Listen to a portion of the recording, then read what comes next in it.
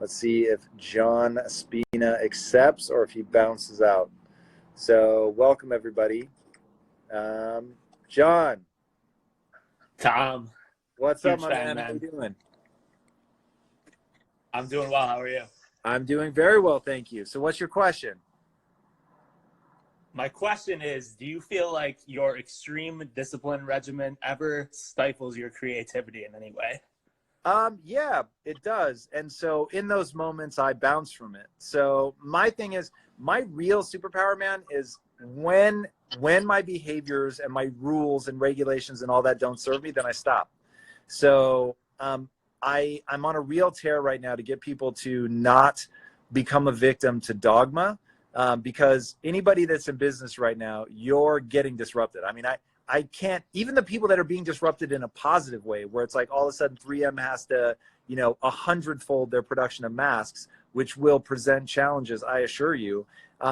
Even on that side of the disruption, most people cannot break out of their dogma to take advantage of what's there. Most people will be on the flip side. Their entire business model is being turned upside down. They have a restaurant or a yoga studio or whatever, and now people just can't be together. And so are they going to capitalize on that moment? Most of them won't, because they have a dogmatic belief about what they do. I'm a restaurateur. My whole thing is the theater of bringing people together. No, it's not. Your thing is about providing nutrition, or cool. If your thing is the theater of bringing people together, like, how do you shift that into something else? Or like, could you just aim your passion at something else? And most people, like, they've got a story that they tell themselves, and they just get stuck in that loop. So strong convictions loosely held, that's the way out of it. So I have strong convictions. I live my life in a certain way. There's no question sometimes it fucks me up. And on those moments, I try to be honest and say, oh, this, and you always have to gut check, right? Because I don't want to be disciplined. I want to be lazy as fuck. I want to take warm showers every day and play video games morning, noon, and night. Like that's where I want to be. So I have to gut check and say, okay, is this actually holding me back, or am I just giving into my baser impulses? And when you play hard every day, it becomes a lot easier to answer that question honestly. So for a practical example of why I asked that, lately during the quarantine period, I've been waking up at 5 a.m. still, kind of into my routine, reading, writing, gratitude, meditation, everything. And I feel like there's times where it becomes a chore, and I'd be better suited and more motivated at 5 a.m. to just get right into programming, get right into what I'm working on. So I'm just trying to kind of combat that and figure out ways to introduce a little bit of entropy to the system while not straying, I guess. Yeah, I would try it. So I will say it sounds like you have a high level of discipline. You're very aware of what you're doing. So do your thing, right? Give it a shot. Wake up, go right into programming, and see if it's the best day, the worst day, in between. Go for it. There are days where I literally wake up and I just start writing, and I just go straight into work. It could be 4 a.m. But I have so much to get done that day that I'll break my traditional routine. There are other times where I'm literally just burned out, and I'm like, I don't give a shit. Right now, if I just keep pushing, my life stops having joy. So today, whatever, I'm going to do my thing. But I will warn most people, when they're working from home or they're traveling, their routines fall to shit, and they realize very quickly that much of their success comes from habits and routines. So I wouldn't throw them away, but taking a day vacation here and there, just assess and see how it goes. And if it's super productive, then find out at what cadence it's productive and at what point it begins to just be a crumbling of the infrastructure that was holding your life together. No, that makes a lot of sense. And yeah, I'm not talking about straying from it completely in any way, but just some days, I do really enjoy being up early, being up out working everybody in the morning. My man. Some days that effect from all the routine that I'm for is already there, and I'd rather just get right into it. So I hear it. John, thank you so much for the question, man. I appreciate you joining me. Mad respect. Good luck with everything. Keep after it. And hopefully I'll see you here next time. Thanks. You got it, man. Appreciate it. Take care. You got it. All right. So anybody else, if you have a question, I'm going to be taking people in. Have your question nice and concise. John was a perfect example of how this can work very well. So if anybody out there has a question, request to join, and I will pick somebody completely at random. But that would be amazing. Garrett says, Tom, honestly, impact theory has changed my fucking life. Man, thank you. I love hearing that. That's incredible, dude. Thank you so much. It certainly makes all the hard work worth it to hear stuff like that. So mad respect. What's your prediction about employment after all this? Everything will go back to normal faster than you can possibly imagine. We've had far bigger disruption in life. We've had world wars. We've had absolute economic collapse. Just all kinds of crazy shit has happened in the past, and things will normalize. Now, when you take any individual, 10 years may not be a normalization period that people are very comfortable with, but it will get back to normal. There's no question about that. I think we'll bounce back. I think we're going to feel it. I think psychologically, that's my bigger concern, is what happens to the world at large when the psychological toll is extreme, and I think it's going to be extreme from this, but it creates opportunity. So my hope is that people that are in this feed right now listening to this kind of content, that you guys are going to be the people that take advantage of the disruption and aren't consumed by it, aren't destroyed by it, because we do and believe only that which moves us towards our goals. So letting yourself spiral out of control with this would be a real mistake. So yeah, that's my advice. All right, let's pick somebody else to go live with. Wait, could it be? I saw a request. Oh, he bounced. We had a request from Jim Quick. I was too slow. How unfortunate that is. Let's see who else we have here.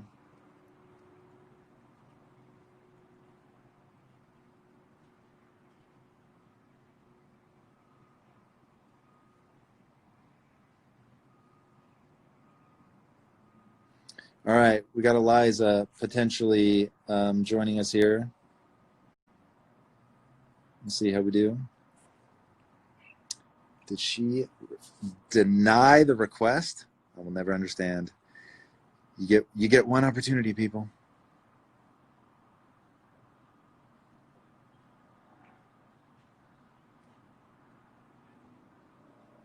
All right, I am Robbie Rob. Let's see how we do, Robbie Rob. Update on my identity book. Andrew asking the question. It's on the back burner right now, if I'm completely honest. All right, I am Robbie Rob. We are technically connecting. Let's see how we do here. It's a long time connecting. It's a long time. I'm not sure what to make of this. I got full bars, man.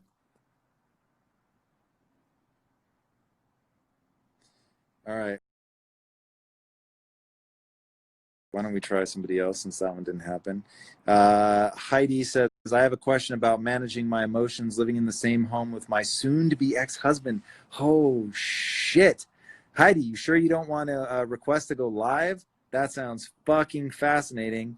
I'm going to peek and see if by any chance you're requesting to go live. Heidi. No. Oh, man, what a shame. What an absolutely fascinating question. So I will say this.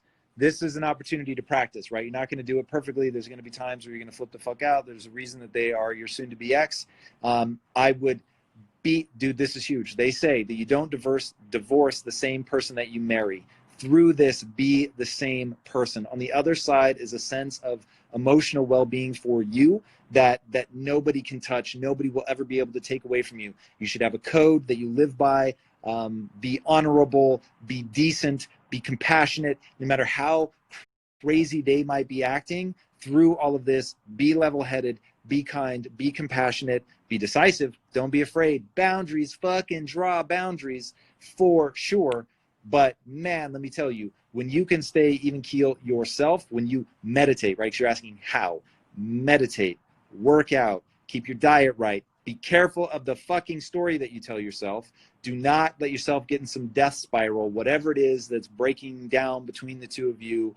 Don't take anything on if they're being in any way, shape, or form emotionally manipulative or abusive. You've got to rise above that. Do not retaliate. Do not retaliate. Your brain will justify your behaviors. And if you go on the offensive, your brain is going to justify that level of aggression, and it's going to make you feel 100 times worse because it's going to say, yeah, it really is worth this. Fuck this guy. I can't believe it. and now you're in that same death spiral that everybody ends in. Find ways to laugh, find ways to be joyful, and fucking find ways to connect with people that lift you up and make you feel good, make you feel safe and secure, which you're probably not getting from that person. Rules of engagement, if they are engaging with you in any sort of meaningful way. I could really go on in that, but let me grab somebody else here in the live. All the best. That is not going to be an easy situation, but wish you the absolute best. All right, Jason, see what you got. Keep those questions concise. Let's do the damn thing. All right, Jason, 1266, connecting. But so we were told last time. There we go. What is up, Jason? Hi, surprised that I'm glad I got through. You did indeed, my friend. Oh, so much freezing. You're breaking up a little bit on me, Jason. If I saw what? Oh, so frozen. I can Hello? hear you now. I can't see you, but I can hear you. Go ahead. So I'm a USC student, and one of the reasons why I transferred, I watched the video where you like talked for that one class. I don't know if you've an entrepreneurship class, and I really thought it was interesting when you said that we need to see the world as matrix code, and I wanted to know if you can elaborate a little bit more on that, because it's like, how do you know that you're Neo, or how do you like know that you're the one? All right, so here's the thing: you're not the one, right? So my core mission is to get people to understand you're born hopelessly average. Okay, that's wonderful news. So you no longer have to worry if you're Neo. You no longer have to worry if you're the one. The only thing you have to understand is the reason I say to see the world like the matrix code is to understand that your brain is creating a virtual reality for you. So your brain is making you feel some kind of way about yourself. It's making you feel some kind of way about any given situation. And once you understand, you can intercept that. So for me, once I understood the biology of that, I was having a biological experience, that I could change the way that I felt about something, that I could inject a new story about my identity, that I could change my beliefs, I could change my value system, that I could manipulate my neurochemistry. It was like, fuck, like I'm not beholden to any of this. This, what we'll call the real world, is completely manipulatable. And that was insanely powerful for me. And then the other key thing, and this is why the Matrix is so powerful, was that just because I sucked at something today didn't mean I couldn't become extraordinary at it by disciplined practice, by putting in a lot of time and energy to get good at that thing. So the movie The Matrix boils down to one simple thing. It's what I call the only belief that matters. And so the Matrix is about belief, right? Neo, the Oracle basically tells him, you're not the one, which was what he needed to let himself off the hook, to stop being pressured, and to finally have the only realization that mattered, which is, once I believe I can, then I can. But if I don't believe it, I'm not going to take the right actions. And that is the key. Once you believe that your energy and efforts to getting better will be rewarded with an improved skill set, your behavior will change in that you will pursue the improvement that you need, the skill set that you need to do the things you want to do. Fuck, if I could just get people to understand that, yes, you're hopelessly average right now. Great. You can improve, but you have to go work your ass off. That is the only gap between people who make it and the people who don't, is some people go, oh, I choose to believe that's true, and therefore I choose to read, practice, write, try, embarrass myself, fail, learn, grow, get better. And now all of a sudden, I can fucking build like a helicopter, right? There's a helicopter flying by outside. It's a fucking piece of metal that stays in the sky. It is so fucking surreal to me that fucking thing doesn't fall. You know, hashtag rip Kobe Bryant. But for the most part, right, these fucking things stay in the sky. It is a miracle. It is so fucking bizarre. But it's just somebody who goes, oh, aerodynamics are a thing. I just have to learn this, thrust, all that. And then you can make this shit work. Bridges, buildings, freeways, economies. It's all people learn something that they did not understand at one point in their life, and then they're able to create it. That to me is magic of untold proportions.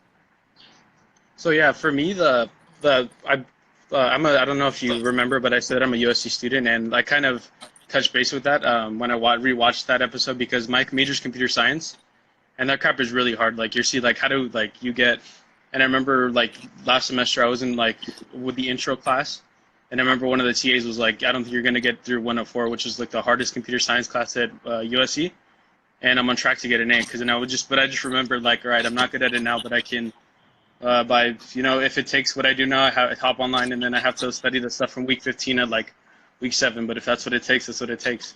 My man, So, yeah. that is the exact attitude that you have to have. Just stick with it, keep pushing. You can learn it for sure. So I wouldn't waste any time. Maybe it's harder for you than it is for other people. Who the fuck cares? It's, if you're interested enough to get to expertise, you'll get to expertise. And no matter your talent level, if you're not interested in getting to expertise, you'll tap out. So, look, innate talent is real, and you're going to encounter people that have a far easier time than you. And I've just never let that stop me. So yes, there are people that learn a lot faster than me. Yes, there's people that get complex topics faster than I do. Whatever. I've just always known on a long enough timeline I can beat anyone at anything. So I just stick with it longer. Thank you. Yeah, man, for sure. Thank you so much for joining. I appreciate that. Another great example, boys and girls, of a nice, concise question. That was amazing. So thank you, Jason. That was wonderful. I've got some more people requesting, so let's just jump right in. Please keep your question nice and concise, and be ready. And don't be one of those people that as soon as you get picked, you reject the request, which just seems crazy. Let's see, Teja Spearman? Teja? We're about to find out. Let's see. Hello. How do you pronounce your name? Tia. Tia? Yep. What is up, Tia? Fire away. Hey. What's your question? Sure. What's your number one piece of advice for someone starting a new business? Oh, you just broke up. A new what? What's your number one piece of advice for someone starting an online business? Okay, so as with any business, it's accurately identifying what the need is that you serve. So you don't want to ask people to change their behavior for your product to be useful. So what I've always told myself, quite frankly, and other people is don't try to change behavior, try to leverage it. So what is the behavior that you're going to meet people at? What is the need that you're fulfilling? And then make sure that you fulfill that need better than anybody else. Now, the great news is, hey, this would be a perfect time to be starting an online business. People have literally nowhere else to go. So every good and service that we want to get right now, pretty much without exception, is going to be done online. So it's a pretty extraordinary time. But you're going to you have so much competition. Now, that shouldn't in any way, shape, or form slow you down or turn you off. It just means that you have to really figure out where is the underserved part of the market that you're going to address. Because people are going to be, there's so much momentum with wherever they've been getting that problem solved in the past. So if you can do what they call a blue ocean strategy, where it's like nobody's addressing that. There are no competitors. You're doing it in a way that's different enough that is what Peter Thiel calls a 0 to 1 moment. So with Quest, even though we were coming into a very crowded marketplace, there were 1,600 other protein bars on the market in a declining category. And everyone was like, what are you doing? Why are you going into this? There's just no money to be made. We had a distributor tell us we need another protein bar, like we need another hole in the head. And we're just like, well, we see the opportunity for a 0 to 1 moment. There's no bar that tastes like it has sugar but doesn't.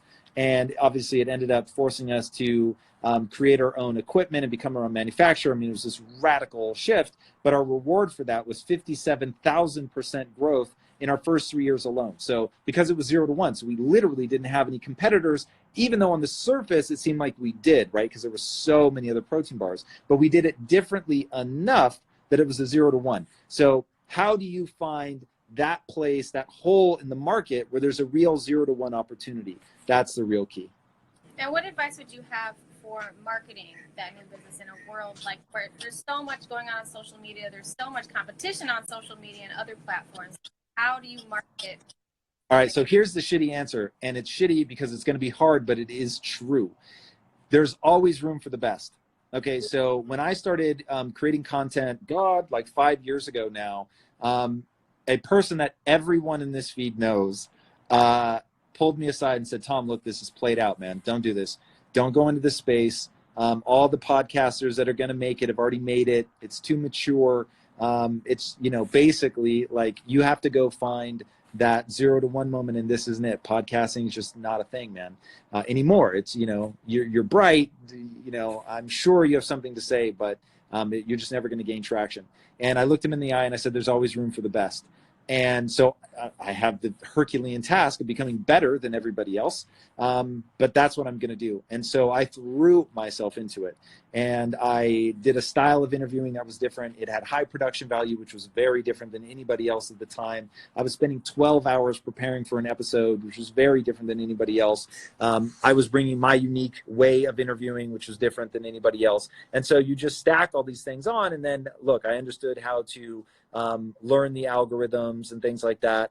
And we came along and now have an ecosystem of almost 5 million people. So it's, there's always room for the best. That's just always been a mantra of mine, that if you're willing to put in more work than anybody else, you're willing to fail more than anybody else. And the reason, so failures are not interesting in some lofty, like, it's okay that you fail way.